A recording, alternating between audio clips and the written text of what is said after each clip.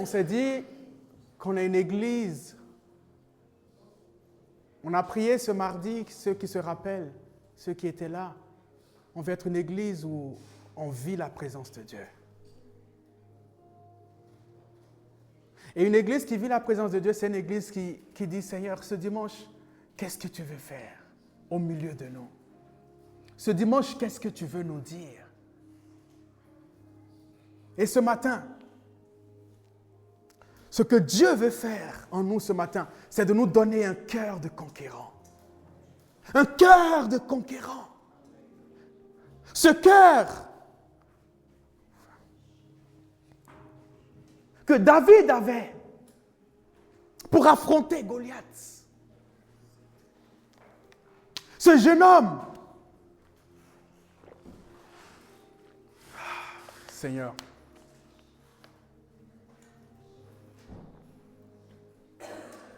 ce jeune homme qui dans sa famille n'était pas le plus honoré. Ce jeune homme qui va se retrouver à perdre le troupeau. Loin, loin, loin de la maison. Oh. Vous savez, les théologiens disent même que cet homme, l'endroit où cet homme a été placé,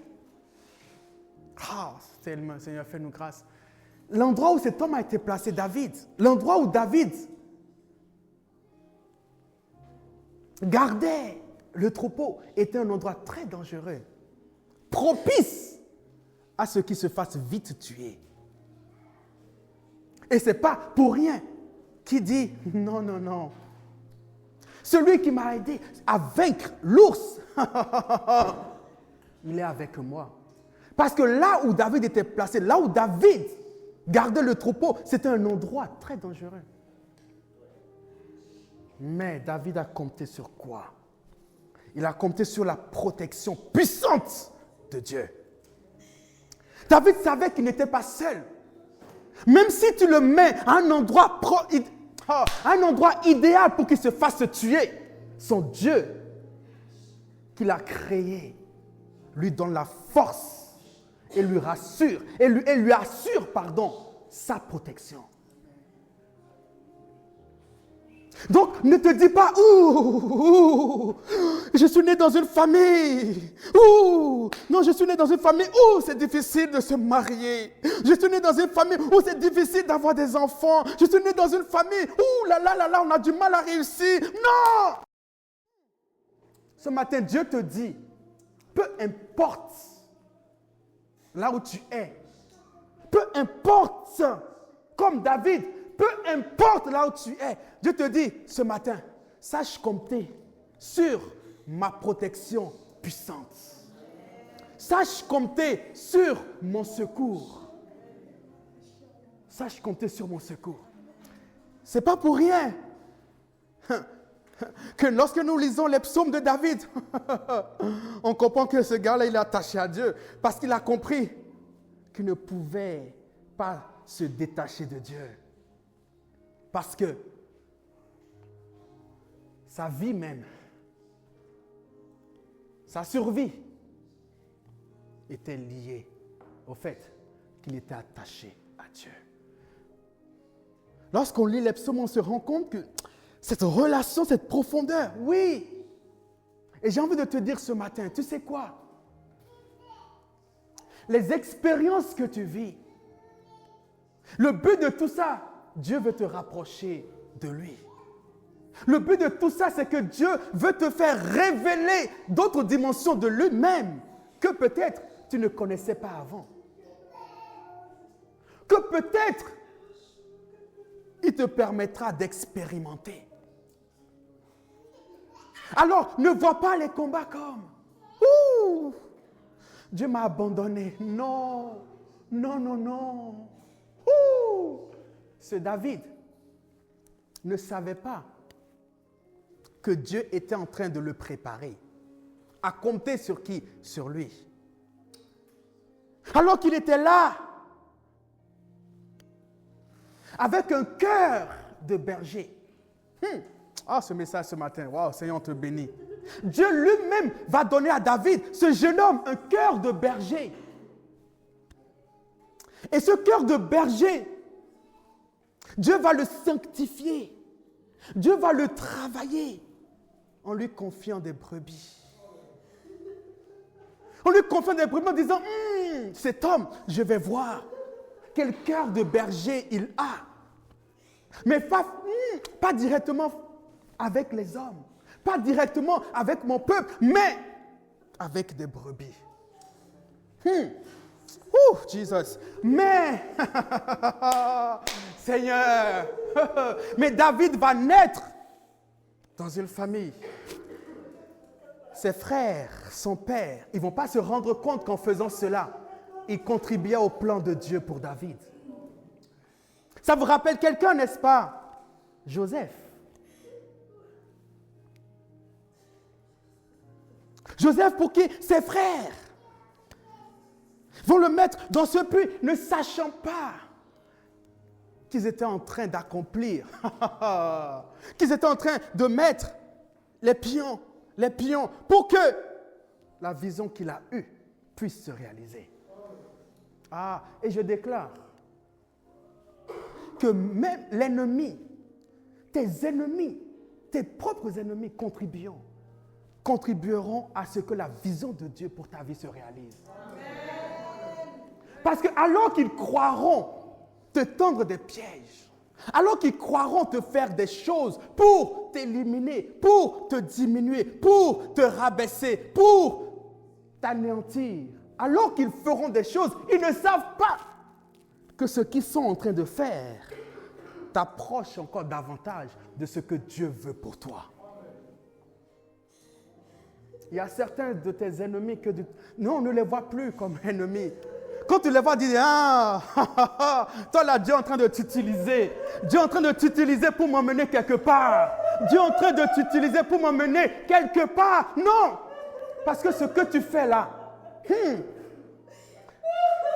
même si c'est inspiré de l'ennemi, mon Dieu est celui qui est au contrôle de tout.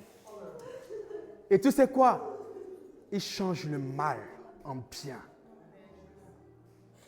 Change le mal en bien.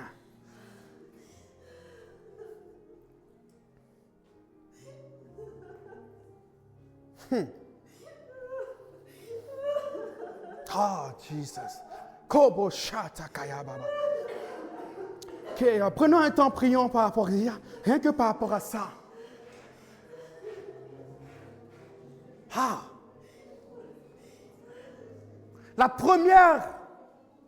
Le premier point pour avoir un cœur de guerrier, c'est de réaliser cela, chers frères et sœurs. C'est de réaliser qu'en fait, les combats, les épreuves, tout, et même les ennemis que nous rencontrons, oh Jesus, contribuent au plan divin de Dieu dans nos vies. Le fait de réaliser cela, je ne sais pas si quelqu'un comprend ce message, je ne sais pas vous, mais même moi en disant, est-ce que quelqu'un comprend ça? Que les épreuves, les combats, les ennemis sont des personnes parfois utilisées par Dieu pour nous emmener à une autre dimension. Donc ne les vois plus comme ce qui te ralentit. Non, vois ça comme ce qui va te propulser. Jesus. Ça, c'est le premier point. Ce que Dieu veut nous enseigner ce matin. Le premier point de ce cœur de guerrier de ce cœur de conquérant que Dieu veut nous donner. Ne vois plus les épreuves comme une punition, mais vois les épreuves comme une opportunité que Dieu te donne de le connaître davantage. Et tu sais quoi? Et pour aller à une autre dimension avec lui. Prenons un temps, prions pour que Dieu nous donne cette vision des choses. Que Dieu nous permette de voir les choses de cette façon. Prions, prenons un temps. Ah, Seigneur. Jesus.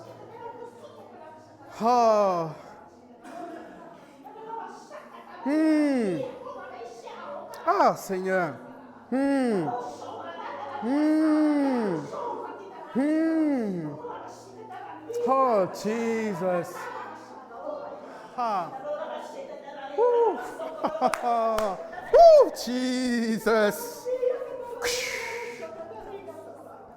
Ouh. Hmm.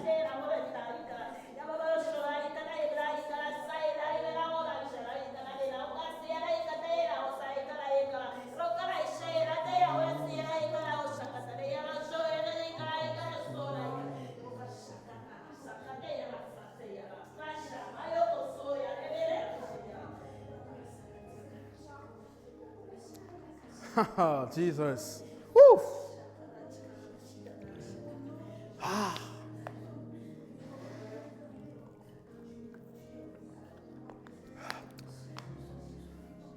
Ce matin, Dieu veut nous donner un cœur de conquérant. Wow. Et je vais méditer avec vous un passage. Un passage très fort. Je vais lire, c'est trop long, mais je vais lire, ok? Tu n'as pas besoin de projeter, ça va être un peu trop long, mais tu peux laisser l'instrumental.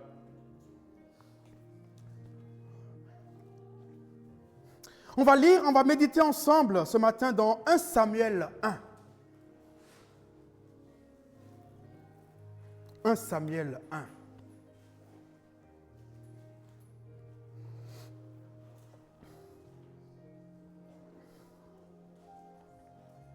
Permettez-moi de lire, oh Jesus, un peu ce passage. 1 Samuel 1, verset 1. Il y avait un homme à Ramathaïm, Sophim, de la montagne d'Éphraïm, nommé Elkana, fils de Jéroam, fils d'Élu, fils de Tohu, fils de Sup, fils Éphrasien. Ok? Et là, suivez bien, verset 2. Il avait 2 femmes, dont l'une s'appelait Anne et l'autre Pénina.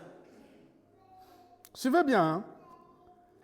Pénina avait 2 enfants, mais Anne n'en avait point. Chaque année, cet homme, donc en parlant de Elkana, montait à sa ville, à Silo, pour se prosterner devant l'Éternel des armées et pour lui offrir des sacrifices. Là se trouvaient les 2 fils d'Éli, Ophni et Phiné, sacrificateurs de l'Éternel. Le jour où Elkana offrait son sacrifice, il donnait des portions à Pénina sa femme et à tous les fils et à toutes les filles qu'il avait d'elle.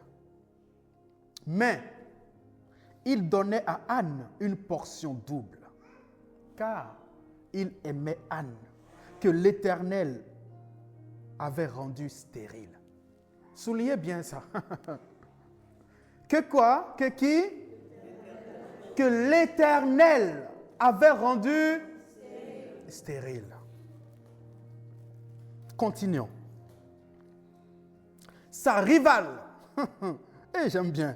Là, on n'écrit plus Pénina. Hein?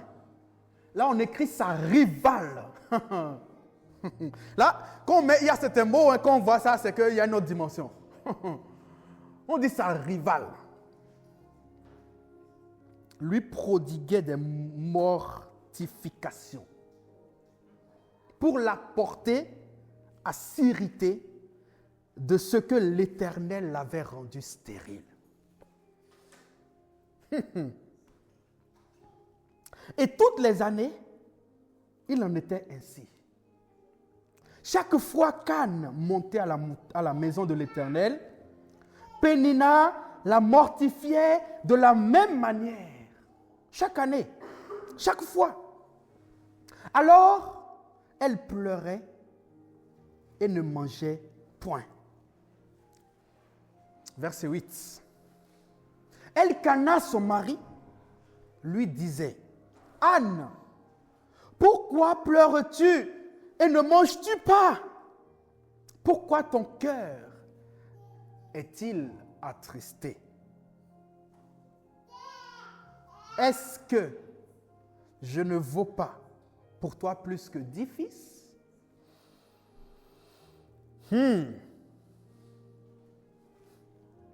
Ça va prendre une autre tournure là. Verset 9. Anne se leva après que l'on eut mangé et bu à Silo. Le sacrificateur Élie était assis sur un siège près de l'un des poteaux du temple de l'Éternel. Et l'amertume dans l'âme, elle pria l'Éternel et versa des pleurs. Elle fit un vœu en disant, « Éternel des armées, si tu daignes regarder l'affliction de ta servante, si tu te souviens de moi et n'oublie point ta servante, et si tu donnes à ta servante un enfant mâle, je le consacrerai à l'Éternel pour tous les jours de sa vie, et le rasoir ne passera point sur sa tête. » Comme elle restait longtemps en prière devant l'Éternel, Élie observa sa bouche. Anne parlait dans son cœur et ne faisait que remuer les lèvres, mais on n'entendait point sa voix. Alors Élie pensait qu'elle était ivre et il lui dit, « Jusqu'à quand seras-tu dans l'ivresse? Fais passer ton vin. » Anne répondit, « Non, mon Seigneur, je suis une femme qui souffre en mon cœur, et je n'ai bu ni vin, ni boisson enivrante, mais je répands mon âme devant l'Éternel. Ne prends pas ta servante pour une femme pervertie, car c'est l'excès de ma douleur et de mon chagrin qui m'a fait parler jusqu'à présent. » Élie reprit la parole et dit, « Va en paix, et que le Dieu d'Israël exauce la prière que tu lui as adressée. » Elle dit, « Que ta servante trouve grâce à tes yeux. » Et cette femme s'en alla.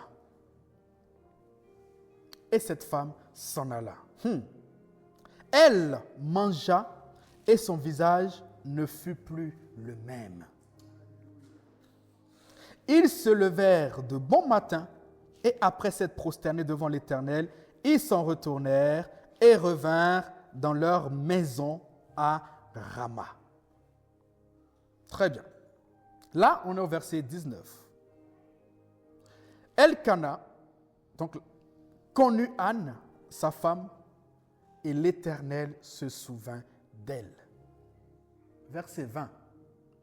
Dans le cours de l'année, Anne devint enceinte et elle enfanta un fils qu'elle nomma Samuel. Car, dit-elle, je l'ai demandé à l'Éternel. Je l'ai demandé à l'Éternel. Son mari Elkana monta ensuite avec toute sa maison pour offrir à l'Éternel le sacrifice annuel et pour accomplir son vœu. Mais, oh Jesus, Anne ne monta point. Et elle dit à son mari, « Lorsque l'enfant sera sevré, je le mènerai afin qu'il soit présenté devant l'Éternel et qu'il reste là pour toujours. » Elkana, son mari, lui dit, « Fais ce qui te semblera bon. Attends de l'avoir sevré. Veille seulement. » Waouh! L'Éternel accomplir sa parole. Et la femme resta et allaita son fils jusqu'à ce qu'elle le sevra. Quand elle l'eut sevré, elle le fit monter avec elle et prit 3 taureaux, un épha de farine et une outre de vin. Elle le mena dans la maison de l'Éternel à Silo. L'enfant était encore tout jeune. Ils égorgèrent les taureaux et y conduisit l'enfant à Élie. Anne dit, « mon Seigneur, pardon. Aussi vrai que ton âme vit, mon Seigneur, je suis cette femme qui me tenait ici près de toi pour prier l'Éternel. Le verset 27. Le verset 27, elle dira quoi? C'était pour cet enfant que je priais. Et l'Éternel a exaucé que je lui adressais. Aussi, je veux le prêter à l'Éternel. Il sera toute sa vie prêté à l'Éternel. Et ils se prosternèrent là, devant l'Éternel.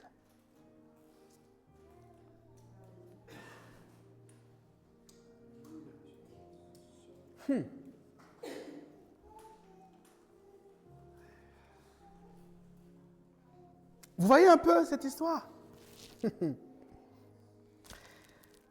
Ce matin, on va lire encore un peu. Parce qu'on va juste lire la suite. 1 Samuel 2. Et ça, c'est ce qu'on appelle le cantique d'Anne. OK? Le cantique de qui? De Anne. Donc, tout le monde voit maintenant un peu ce qui est Anne. C'est bon? Maintenant, lisons son cantique. 1 Samuel 2, verset 1. Donc, et il se prosternait où? C'est écrit, il se prosternait là devant l'Éternel. Et là, la suite, c'est quoi? Anne va prier. C'est écrit, Anne pria et dit, mon cœur se réjouit en l'Éternel. Ma force a été relevée par l'Éternel. Ma bouche s'est ouverte contre mes ennemis, car je me réjouis de ton secours. Nul n'est saint comme l'Éternel. Il n'y a point d'autre Dieu que toi. Il n'y a point de rocher comme notre Dieu. Ne parlez plus avec tant de hauteur, que l'arrogance ne sorte plus de votre bouche, car l'Éternel est un Dieu qui sait tout. Et par lui sont pesées toutes les actions. L'arc des puissants est brisé, et les faibles ont la force pour ceinture. Ceux qui étaient rassasiés se louent. Écoutez bien. Ceux qui étaient rassasiés se louent pour du pain, et ceux qui étaient affamés se reposent. Même la stérile enfante 7 fois. Et celle qui avait beaucoup d'enfants est flétrie.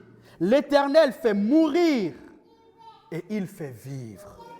Il fait descendre au séjour des morts et il en refait remonter. L'Éternel appauvrit et il enrichit.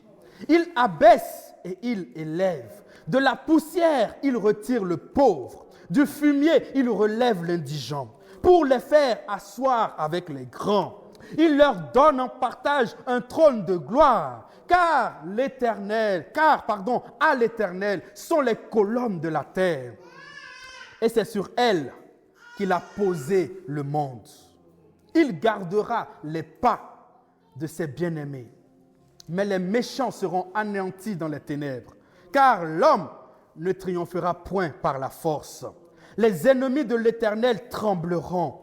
Du haut des cieux, il lancera sur eux son tonnerre. L'Éternel jugera les extrémités de la terre. Il donnera la puissance à son roi et il relèvera la force de son oint. Verset 11, c'est écrit, Elkana s'en alla dans sa maison à Rama et l'enfant fut au service de l'Éternel devant le sacrificateur Élie. Et vous savez quoi? Je saute et je vais au verset 20. Au verset 20 de 1 chapitre 2. C'est écrit, Élie bénit Elkana et sa femme en disant que l'Éternel te fasse avoir des enfants de cette femme pour remplacer celui qu'elle a prêté à l'Éternel. Et ils s'en retournèrent chez eux. Verset 21. Lorsque l'Éternel eut visité Anne, elle devint enceinte. Et elle enfanta 3 fils et 2 filles. Et le jeune Samuel grandissait auprès de l'Éternel. Et j'arrive au verset 26. Le jeune Samuel continuait à grandir et il était agréable à l'Éternel et aux hommes. Et aux hommes, amen.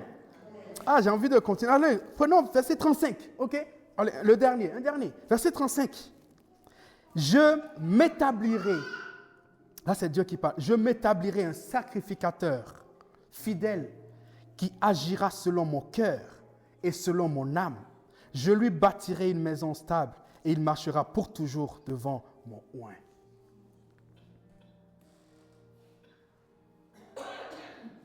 Wow.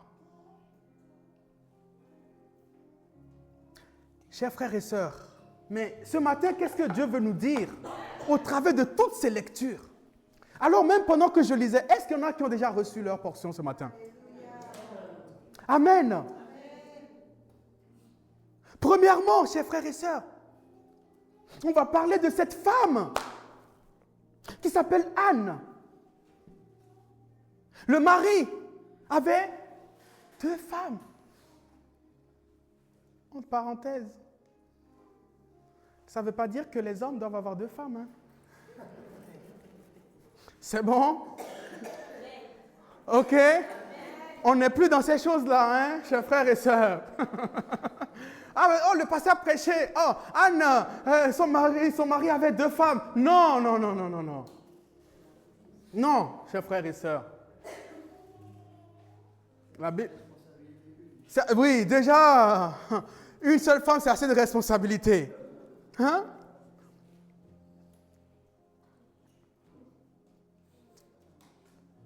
Mais la Bible nous dit que l'homme quittera son père et sa mère et s'attachera à... La Bible n'a pas dit à ses, hein? OK? S'attachera à sa femme. OK? C'est bon pour les hommes?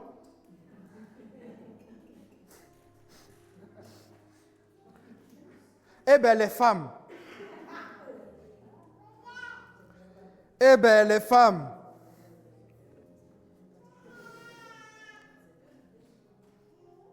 Si l'homme quitte, se détache, c'est pour s'attacher à une, pas à plusieurs.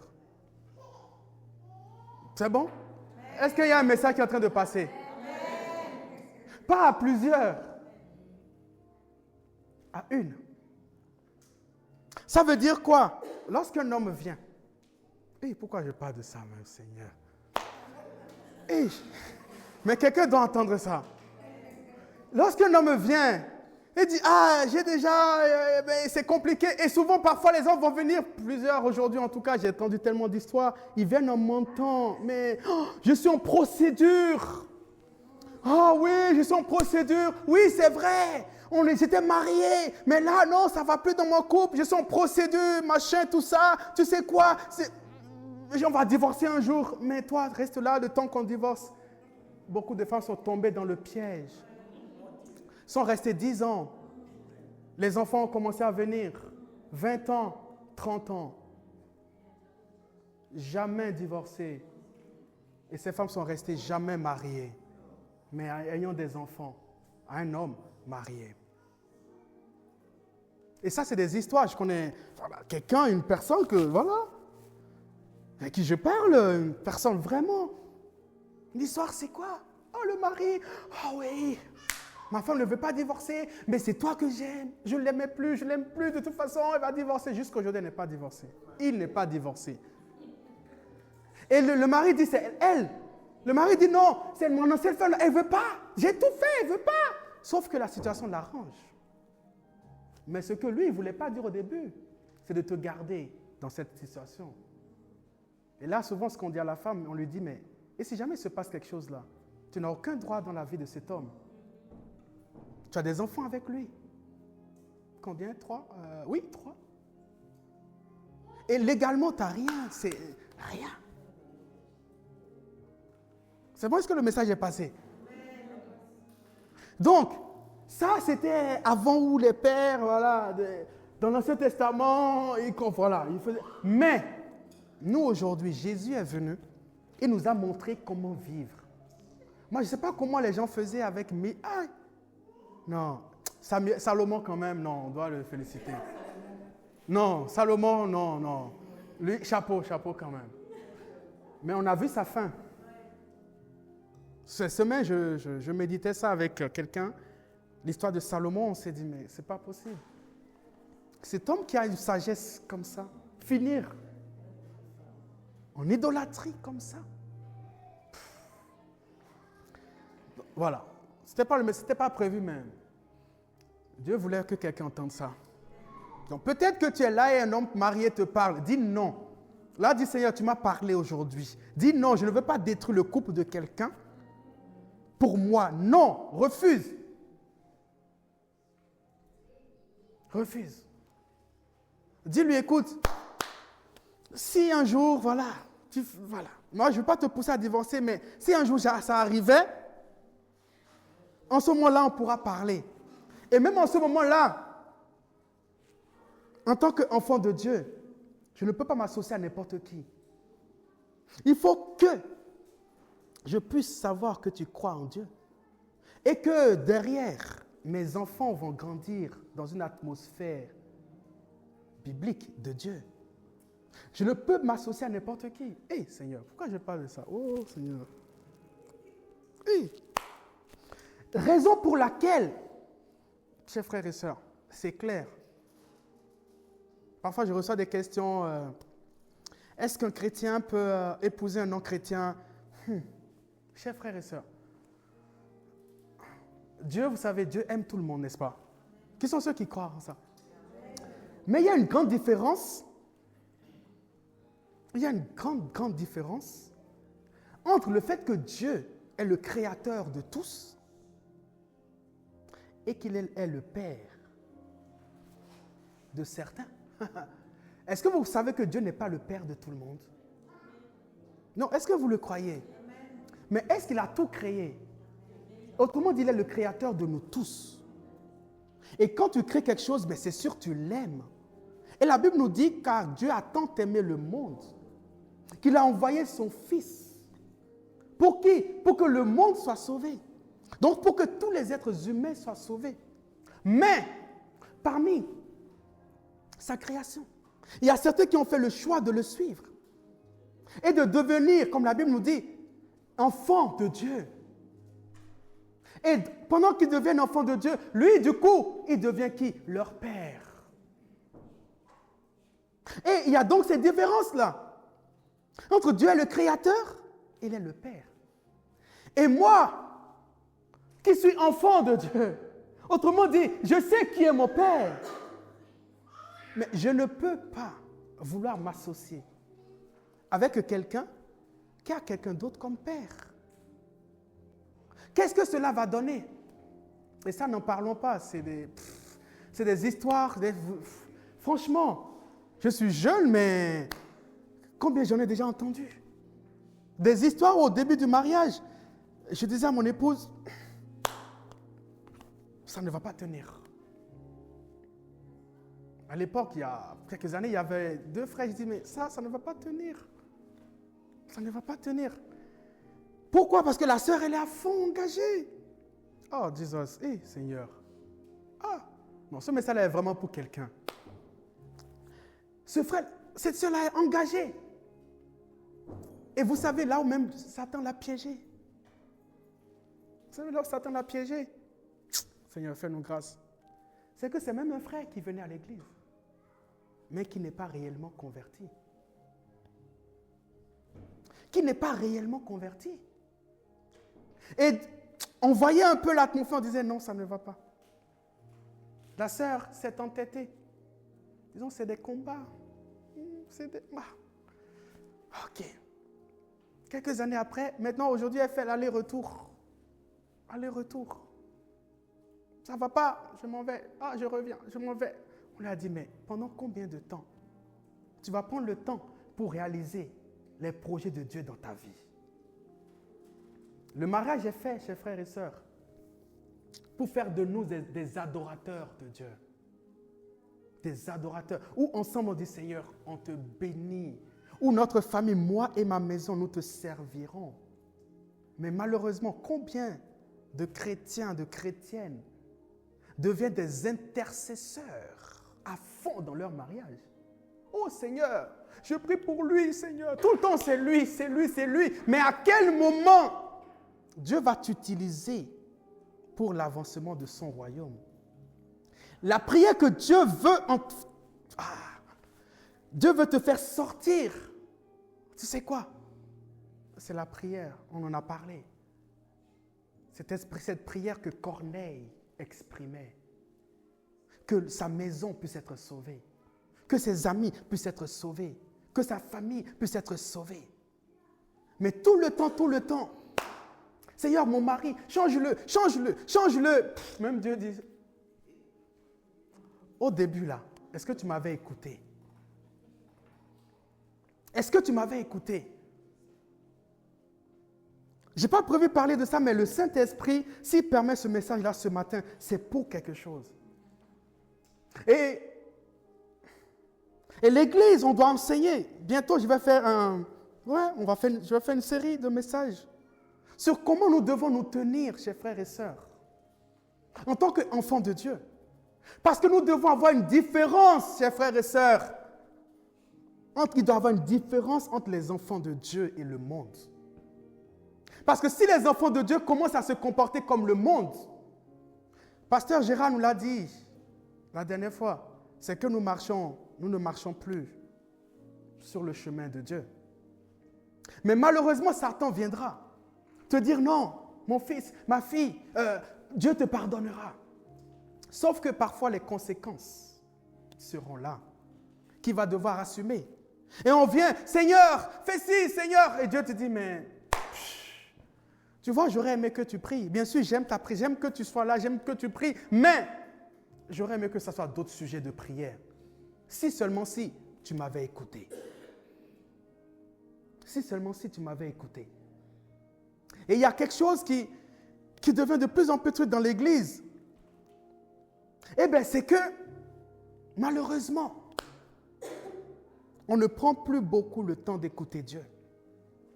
De dire, Seigneur, cette personne qui vient me voir, aide-moi à sonder son cœur.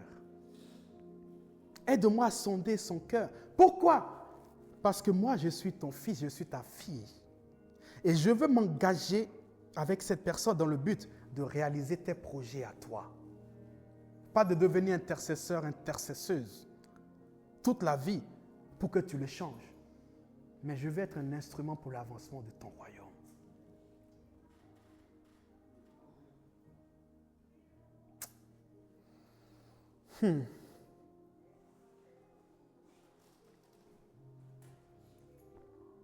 Elkana va avoir 2 femmes. Une qui va s'appeler Pénina et l'autre Anne. Chaque année, ils montaient faire des sacrifices. Mais, vous avez lu avec moi, la Bible ne va plus parler de Pénina. La Bible va parler de sa rivale. De sa rivale. Pourquoi? Pourquoi? Ah, c'est bon, je peux choquer quelqu'un? Non, c'est bon, je peux choquer ou pas?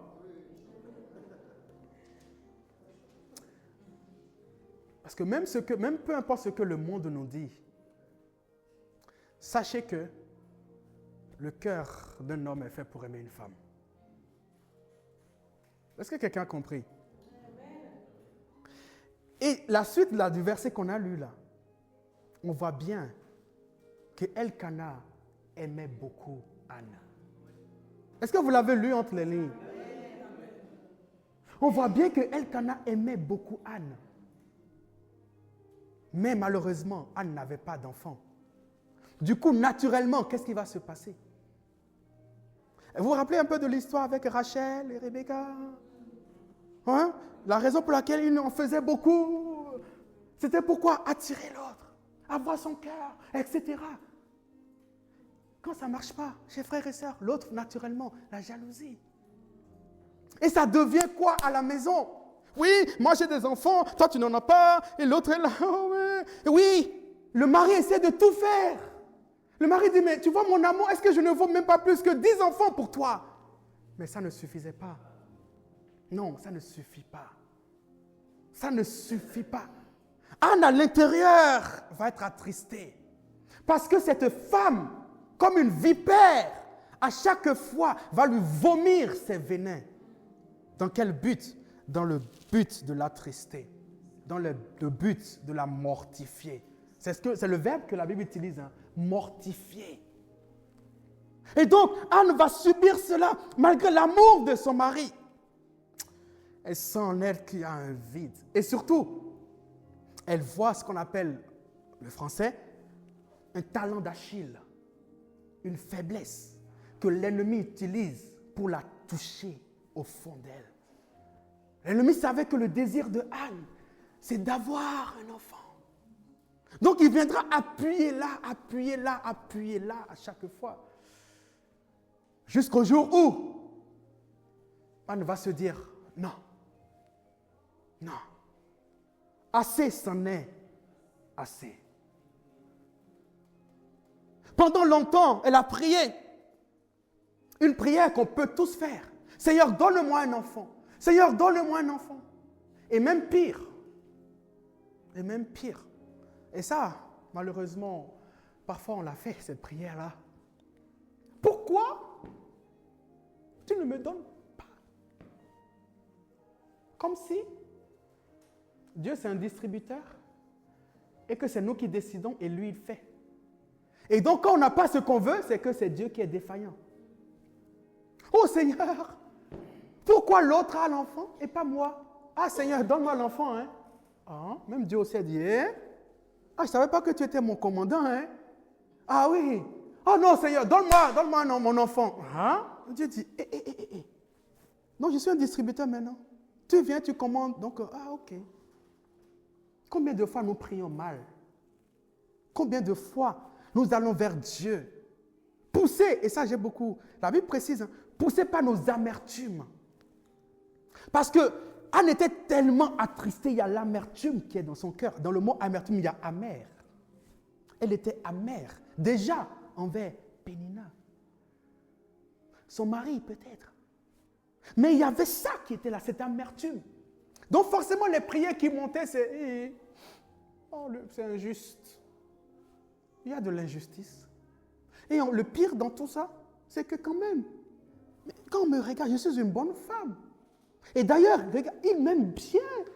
En plus, c'est moi qui l'aime, qui n'a pas d'enfant. Non, c'est injuste. Non, Dieu, je sais que tu es un Dieu d'amour, mais ça, je ne comprends pas. Oui, je te comprends, hein, mais ça, non, ça, je ne comprends pas, ça me dépasse, Seigneur. Oui. Ah non, ça me dépasse vraiment. Mais le pire là, elle là, si tu connaissais sa vie, mais c'est elle qui est bénie. Oh Seigneur, on dirait que tu n'as pas les yeux. Non, là c'est vrai que la Bible, la parole dit que tu sondes les reins et les cœurs, mais là, tu as du mal même à sonder ce que tout le monde voit, quoi. Là, c'est compliqué, hein, Seigneur. Bon, Seigneur, je viens, ok. Comme j'ai l'impression que toi, tu as du mal à sonder, je vais t'aider. Tu vois, elle est là. Voici ce qu'elle a fait. Elle a fait ça. Et il y a des années. Mais c'est toi qui l'as béni. Maintenant, là, comme je t'ai dit, fais ce que tu veux. Mais non, je t'ai informé de sa vie. Mais, quand tu me vois, moi, Seigneur, face à elle, quand même, est-ce que je ne mérite pas? Vous vous rappelez, pour ceux qui lisent la Bible correctement, de cette prière, de cet homme pharisien? C'est bon? Ça parle à quelqu'un?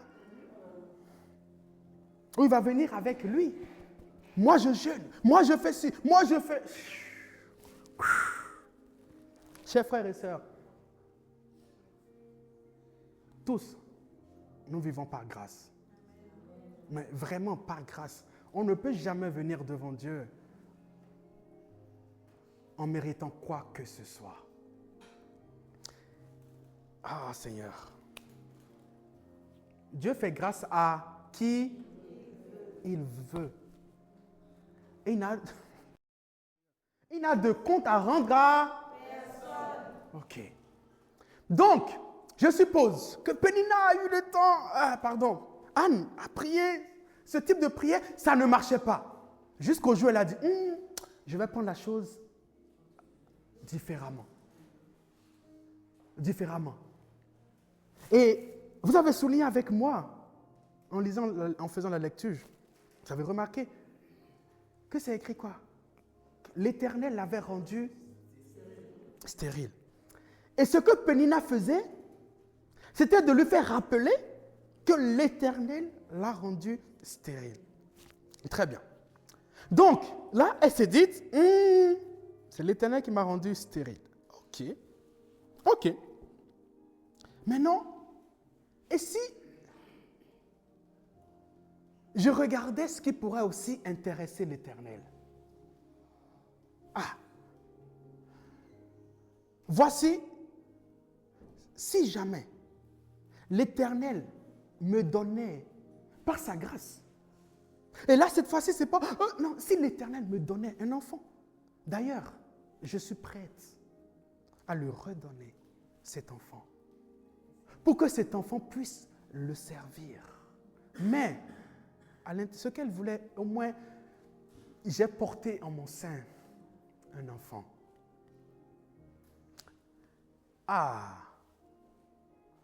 Oh. Et là, les choses vont changer. Pourquoi? Parce que Anne va avoir une autre mentalité, un autre regard sur la situation.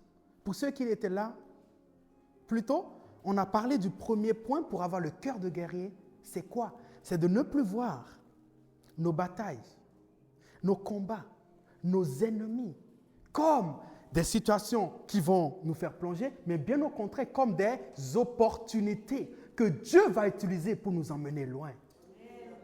Là, Anne dit, il y a une opportunité là. Hey, il y a une opportunité. Laquelle? Moi, Anne. Regardez, aujourd'hui, je prêche Anne. Moi, Anne. Seigneur, si tu me donnes l'enfant là, c'est un enfant qui te sera consacré. Et moi, Anne là, on me connaîtra pour la femme qui a porté ton serviteur.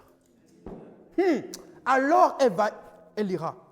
Elle va prier. Et j'aime, quand elle sort de là, elle va manger. Elle rentre, Dieu lui fait grâce, elle porte un enfant. Elle tombe enceinte. L'Éternel, oh Jesus, l'Éternel qui l'a rendue stérile, lui a fait quoi? Lui a enlevé la stérilité et lui a donné l'enfant. Reméditez encore ce cantique-là de Anne, qui est tellement profond, qui vient du cœur, vraiment. Elle a réalisé que oui, l'Éternel fait grâce à qui il veut. Qu'en lui, il y a la vie et il y a la mort. Qu'il y a tout. Il dit, en tout, en elle, en Dieu, mais il y a tout. Il y a tout. Regardez. L'arc des puissants est brisé, etc. Que ceux qui étaient rassasiés se louent pour du pain et ceux qui étaient affamés se reposent. Même la stérile enfante 7 fois et celle qui avait beaucoup d'enfants est flétrie. L'Éternel appauvrit, il enrichit. Il abaisse et il élève.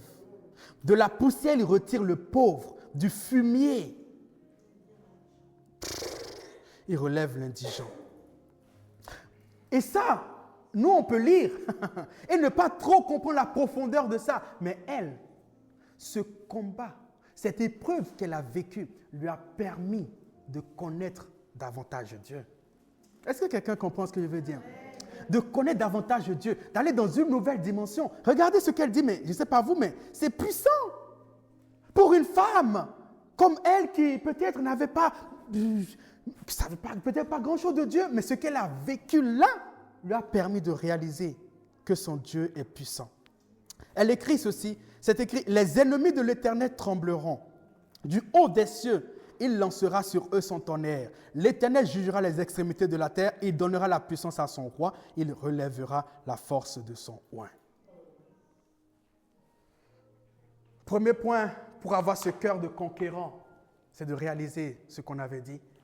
Et le deuxième point, c'est de dire, mais en fait, le combat là, quel est l'intérêt de Dieu dans ce combat? Une question qu'on ne se pose pas souvent.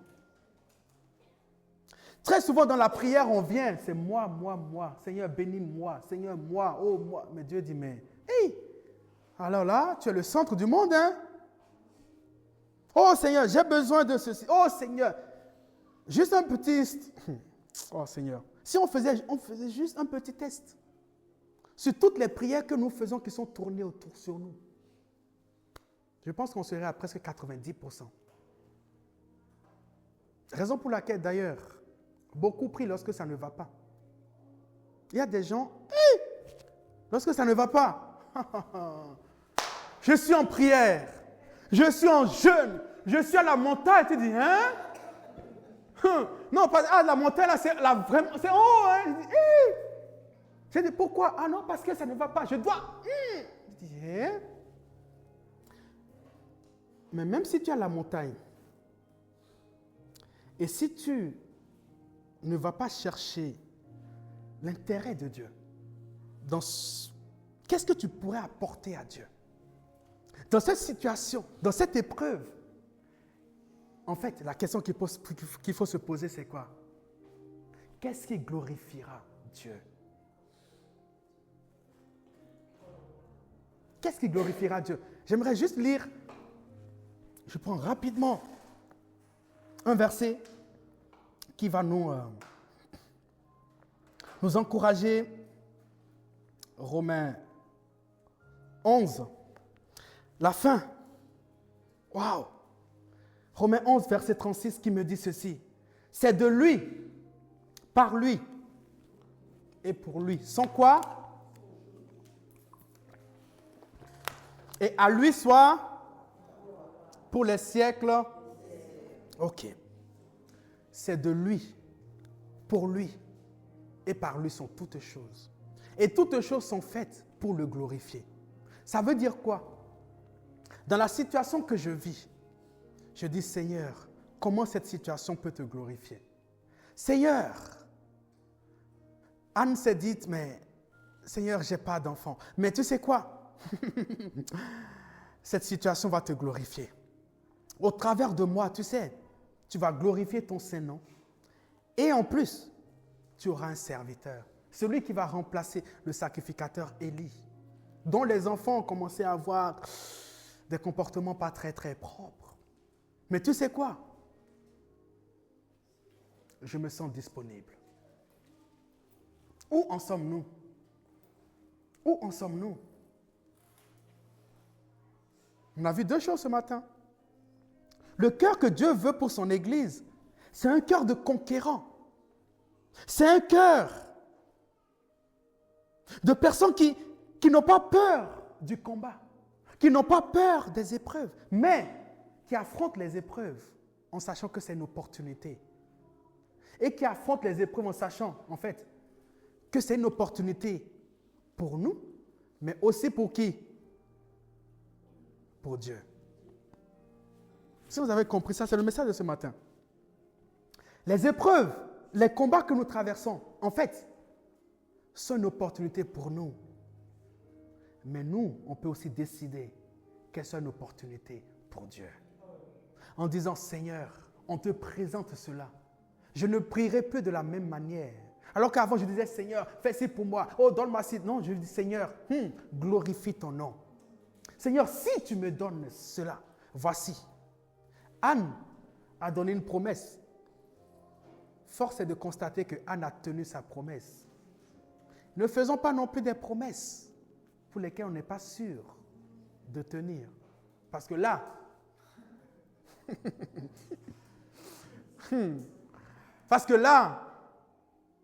en tout cas, bref, le temps passe vite, mais il y a quelqu'un, il a fait, j'avais entendu ça une fois, il a fait une promesse, il a dit, Seigneur, si tu me donnes 1 million d'euros, je vais te donner vraiment la dîme de tout ça. Ok, Dieu lui donne les 1 million d'euros. Et là, il regarde la dîme. Il dit, c'est quand même 100 000 euros. Ah, la dîme de 1 million, c'est pas pareil que la dîme de 1 000 euros, hein? Ah, il dit, mais Seigneur, et si je te donnais même 10 000? Ah, 10 000, c'est bien beaucoup, hein? Mais 100 000! Et Dieu dit, ah, tu vois ton cœur. Tu vois ton cœur. Moi, j'ai fait ma part. Et maintenant, toi, au lieu de faire ta part, tu commences à calculer. Raison pour laquelle, la première chose, c'est quoi? C'est que Dieu sonde nos cœurs. C'est que Dieu sonde nos cœurs. Et nous devons vraiment veiller à cela. Dieu est capable. Je vous encourage, ou même on verra, mardi ou autre, on va lire le cantique de Anne. Comment c'est profond. Mais des cantiques sortis de quelqu'un qui a vécu une expérience avec Dieu. Ce message n'est rien d'autre que la suite du message. Les hommes, grand H, de la même nature que nous. Anne a vécu quelque chose d'extraordinaire, où Dieu s'est révélé à elle dans une autre dimension. Et elle a pu écrire ce cantique en découvrant encore davantage qui est Dieu. Dieu l'a restauré. Dieu lui a donné encore plusieurs enfants. Dieu l'a béni. Anne est passée de la stérile à avoir plusieurs enfants. Les hommes de la même nature que nous, ces hommes qui croient en Dieu, ces hommes qui ont la foi en Dieu et ces hommes qui voient différemment les épreuves. Est-ce qu'on peut, restons assis, est-ce qu'on peut prendre un temps, juste prier? Je ne sais pas sur quel point le Seigneur t'a parlé par rapport à ce qui a été partagé ce matin. Juste, prends le temps ce matin. Le cœur de conquérant. Le cœur de conquérant. On a vu 2 points.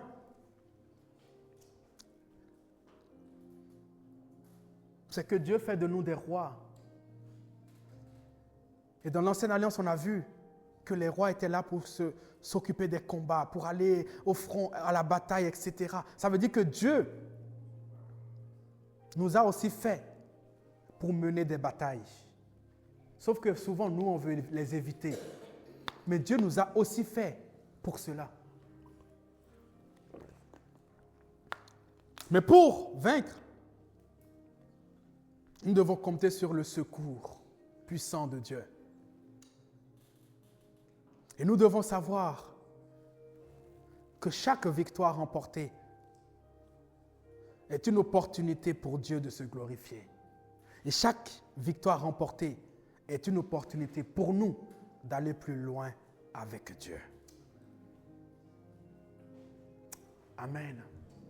Est-ce qu'on peut acclamer le Seigneur ce matin?